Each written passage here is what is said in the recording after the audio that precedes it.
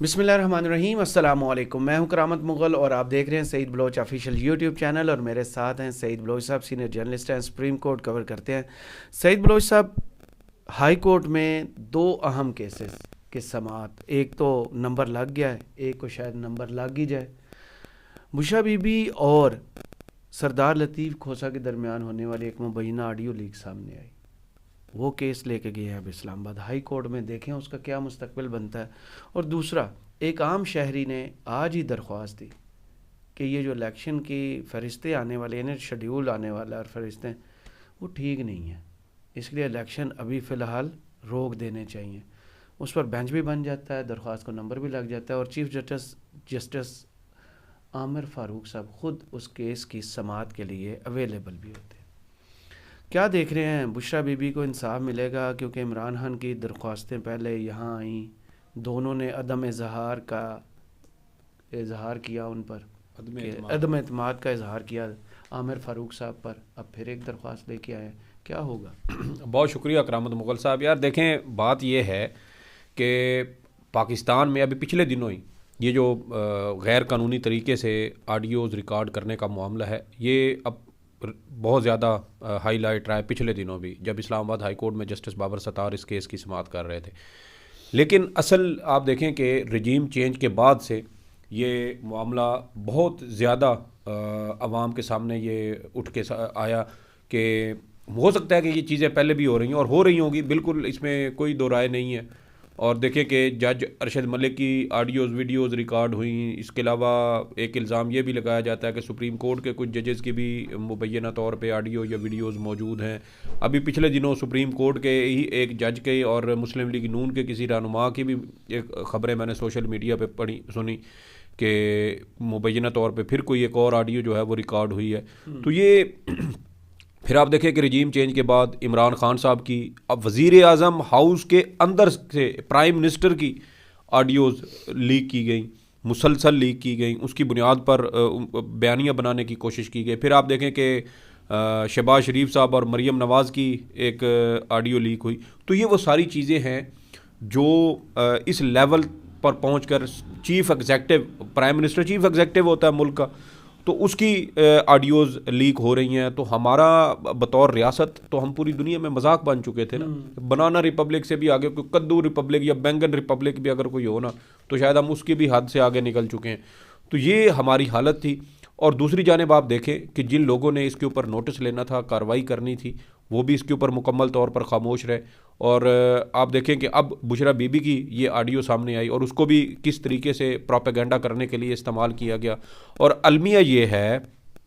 کہ جو غیر قانونی کام ہو رہا ہے اس کو غیر قانونی تسلیم ہی نہیں کیا جا رہا۔ بالکل ایسے، مطلب کہ آڈیو ریکارڈ کرنا ہی غیر قانونی ہے، اور غیر قانونی کام کے اوپر لوگ بڑے دھڑلے سے ٹھٹھے مارتے ہوئے، ہنستے ہوئے، طنز کرتے ہوئے شیئر کرتے ہیں، ہو دیکھو جی اس کی یہ آڈیو آ گئی ہے، اس کی یہ ویڈیو آ گئی ہے، اور یہ بھی نہیں دیکھتے کہ وہ ایڈٹ ہو جاتی ہیں۔ اب تو دنیا میں سافٹ ویئر اتنے ایڈوانس ہو چکے ہیں کہ پتہ ہی نہیں چلتا، میچ کر کے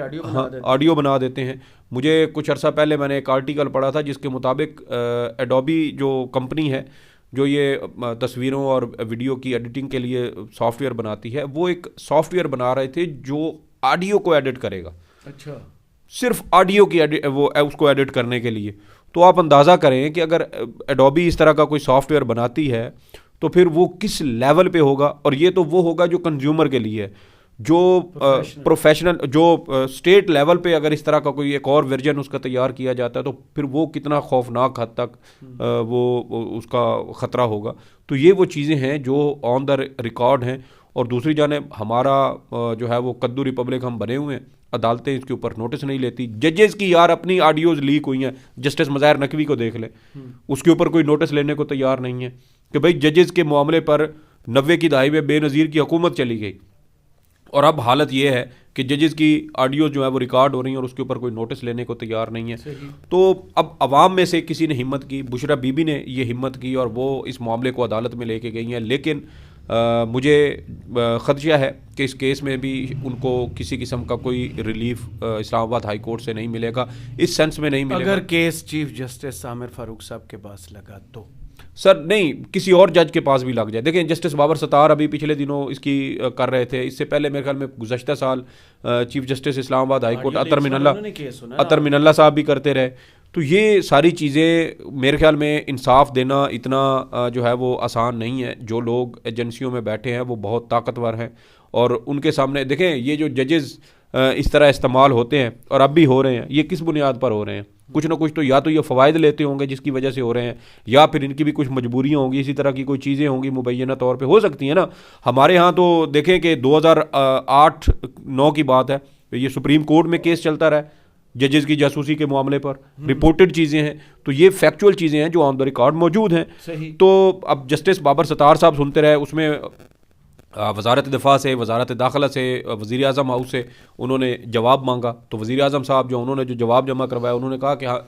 جو حکومت ہے وہ ایجنسیوں کے روزمرہ کے کاموں میں مداخلت نہیں کرتی. مطلب ایجنسیاں پرائیویسی کی خلاف ورزی کر رہی ہوں, آئین روند رہی ہوں,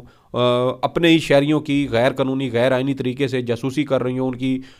جو گھریلو گفتگو ہو وہ بھی ریکارڈ کر رہی ہیں, اور اس کے اوپر وزیر اعظم صاحب کہتے ہیں جی ہم تو ان کے کام میں مداخلت نہیں کرتے. یعنی کہ ایجنسیاں اپنے ہی وزیر اعظم کی اسی کے وزیر اعظم ہاؤس کے اندر بیٹھ کے خفیہ ریکارڈنگز کر رہی ہوں, یا ان کی فون کالز ٹیپ کر رہی ہوں, اور آپ اس کے اوپر بھی کہتے ہیں کہ ہم اس کے اوپر بھی کوئی کارروائی نہیں کر سکتے. تو پھر کون سا ایسا ایٹم بم پھٹے جس سے آپ پھر یہ آپ کو محسوس ہوگا کہ ہاں جی یہاں پر یہ آئین کی خلاف ورزی ہوئی ہے یا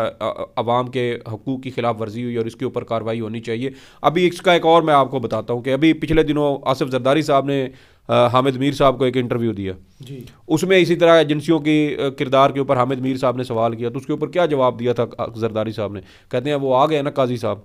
تو وہ روک لیں ایجنسیوں کے کردار کو. تو بھائی یہ ہمارے وہ لیڈر ہیں جن کو ہم ووٹ دیتے ہیں اور جن سے ہم یہ توقع کرتے ہیں کہ یہ ملک کے اندر ہونے والی غیر آئینی اور غیر قانونی کاموں کو روکیں گے. یہ ان لوگوں کو جو بے لگام ہو چکے ہیں ان کو یہ کسی قانون اور ضابطے میں لے کے آئیں گے. تو جب یہ خود اس طرح کے مسخرے بن کے اپنے آپ کا, اپنے ملک کا, آئین کا, قانون کا مذاق بنائیں گے, تو پھر وہ لوگ جو جن کے خلاف انہوں نے کارروائی کرنی ہے وہ ان کا مورال کہاں پہ ہوگا, اور حکومت کا اور ریاست کا مورال کہاں پہ ہوگا؟ تو پھر ریاست کی ریٹ تو چیلنج ہوگی, اور وہی چیلنج ہو رہی ہے, مسلسل ہو رہی ہے. ایک خاتون, گھریلو خاتون, وہ قانونی معاملات پر اپنے وکیل کے ساتھ وہ ڈسکشن کر رہی ہے, اور اس کو بھی توڑ مروڑ کر کٹ جوڑ کے ٹوٹے جوڑ کے وہ ان کو لیک کر دی اور اس کو پروپیگنڈے کے لیے استعمال کیا. اس سے پہلے متعدد اس طرح کی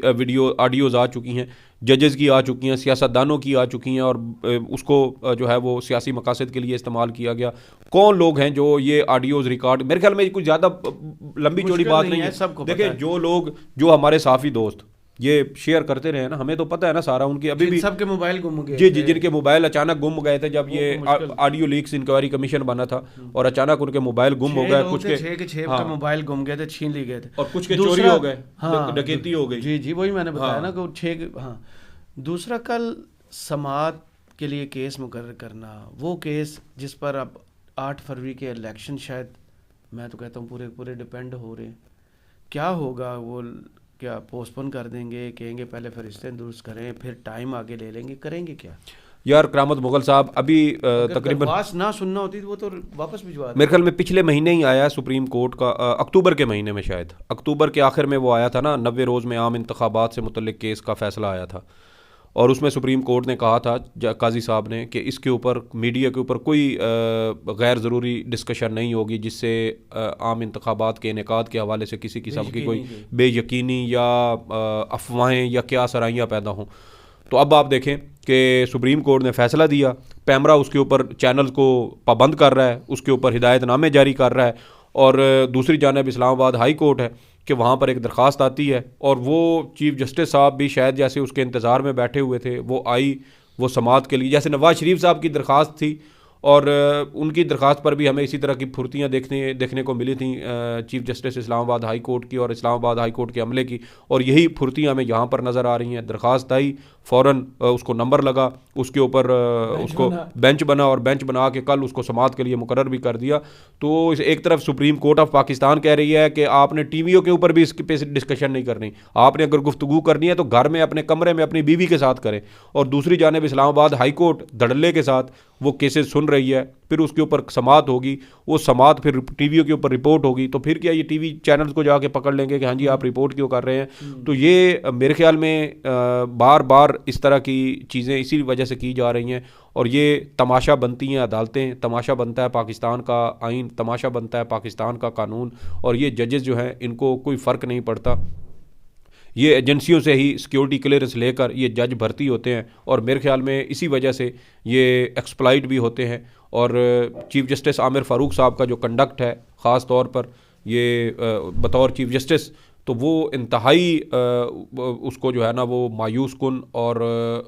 کیا کہتے ہیں کہ مشکوک قرار کہا جا سکتا ہے، کہا کیا جا سکتا ہے بلکہ ہے، ہو رہا ہے، چیزیں ہو رہی ہیں۔ ایک درخواست الیکشن کے مؤخر کرانے کے لیے آئی ہے، وہ انہوں نے چٹکی بجا کے دائر کر لی، اور عمران خان صاحب کا ایک فیصلہ انہوں نے سنانا تھا، اور شاید اس میں بھی انہوں نے 5-4 لائنیں لکھنی تھیں، اور وہ سنانے کے لیے انہوں نے 11 مہینے برباد کر دیے۔ تو یہ جانبدارانہ طرز عمل ہے پاکستان کی عدالتوں کا۔ اور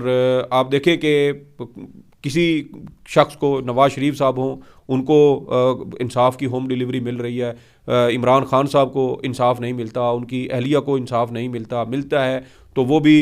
کئی مہینے بعد جا کے، اور وہ چیزیں کہ جو شاید 1 یا 2 سماعتوں کے اوپر وہ چھوٹے چھوٹے ایشوز ہیں وہ ہو سکتے ہیں، اور اس پر بھی اسلام آباد ہائی کورٹ کئی مہینے کئی ہفتے لگا دیتی ہے۔ تو یہ ساری چیزیں اسی ملک کے اندر سپریم کورٹ کی ناک کے نیچے ہو رہی ہیں۔ اور مجھے ایک اور یہ بھی لگتا ہے کہ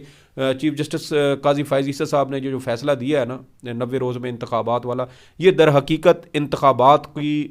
کو دھاندلی زدہ کرنے کی نا یہ انہوں نے ایک طرح سے ایک راستہ فراہم کیا۔ مثال کے طور پہ ابھی کل کی ایک ویڈیو میں نے حبیب اکرم صاحب کی دیکھی کہ وہ پری پول ریگنگ کے بارے میں وہ بتا رہے ہیں، قبل از وقت دھاندلی کے بارے میں، اور اگر اس طرح کی کوئی چیز، کوئی رپورٹ کسی نیوز چینل کے اوپر چلتی ہے اور اوپر سے پیمرا کا ہدایت نامہ آ جائے کہ آپ یہ مایوسی نہ پھیلائیں، انتخابات کے حوالے سے غیر یقینی نہ پھیلائیں، تو کیا وہ جو پری پول ریگنگ کی معاملات چل رہے ہیں، انتظامات ہو رہے ہیں، وہ بھی رپورٹ نہیں ہو سکتے؟ اس کا مطلب ہے، اور پچھلے دنوں دیکھیں کہ اس طرح کی کچھ چیزیں ٹی وی کے اوپر چلیں اور اس کے فوری بعد پیمرا کی جانب سے ہدایت نامہ آ گیا کہ سپریم کورٹ نے اپنے فلاں کیس میں یہ ہدایت کی ہے کہ انتخابات کے انعقاد کے حوالے سے کوئی منفی خبریں نہ چلائیں، غیر یقینی نہ پھیلائیں۔ تو یہ ساری چیزیں مجھے تو ایسے لگ رہا ہے کہ جیسے وہ جنہوں نے دھاندلی کرنی ہے، قبل از وقت دھاندلی کے وہ انتظامات کرنے ہیں، وہ دھڑلے سے لگے ہوئے ہیں، اور سارے انتظامات کیے جا رہے ہیں، حلقہ بندیوں کا معاملہ ہو یا اس طرح کی چیزیں، اور دوسری جانب سپریم کورٹ کا فیصلہ موجود ہے، اور اس کے پیچھے اب اوپر سے ڈنڈا لے کے پیمرا کھڑا ہو گیا، اور وہ کہہ رہا ہے کہ ہاں جی ادھر ادھر ذرا بھی ہوئے تو تہاڈی شامت آ جائے گی۔ تو یہ دیکھنا چاہیے سپریم کورٹ آف پاکستان کو بھی کہ ان کے اپنے فیصلے کس طرح شفاف، آزادانہ، منصفانہ انتخابات کی راہ میں رکاوٹ بن رہے ہیں، کیونکہ اگر عدالتیں نہیں دیکھیں گی تو پھر میرے خیال میں پھر پیچھے تو اور کوئی نہیں بچ جاتا۔ اور عمران خان صاحب تو بار بار کہہ رہے ہیں کہ ہمیں ان عدالتوں پر بھروسہ ہے، اعتماد ہے، اور دیکھتے ہیں کہ اب یہ مشکوک درخواستیں آتی ہیں وہ کون ہیں۔ میرے خیال میں کل اگر تھوڑی سی کوئی ہو نا اپنی جس کو جج کو اپنی کریڈیبلٹی کا، اپنی انٹیگریٹی کی تھوڑی سی فکر ہو، تو وہ جج کہتا کہ درخواست گزار کی طرح ذرا اس کو ذاتی حیثیت میں پیش کریں۔ سپریم جوڈیشل کونسل میں انہوں نے بلایا، ہاں دیکھیں نا عمران خان کے خلاف وہ ٹیریان وائٹ والا کیس آیا، اور درخواست گزار کو آج تک کسی نے دیکھا ہی نہیں ہے، اور وہ 2.5-3 کروڑ کے وکیل کرتا رہا۔ تو یہ عدالت ذرا اس کو بلا کے پوچھتی نا کہ بھائی آپ نے یہ وکیل کی ہیں، یہ آپ کون ہیں، اور آپ کا کیا اس میں مقصد تھا کہ آپ نے عمران خان کے خلاف یہ کیس کیا۔ تو ذرا کل جسٹس عامر فاروق صاحب تھوڑی سی اللہ ان کو ہمت دے، وہ ہمت پکڑیں اور درخواست گزار کو بلائیں کہ بھائی ادھر آ نا، ذرا بتا کہ تو کون ہے اور تو نے یہ کیوں یہ درخواست بالکل ہونی چاہیے، بالکل ہونی چاہیے۔ بہت شکریہ سعید بلوچ صاحب، آپ کے تجزیے کا کمنٹس باکس میں ضرور بتائیے گا۔ یہ ویڈیو آپ کو کیسی لگی، اجازت دیجیے، اللہ حافظ۔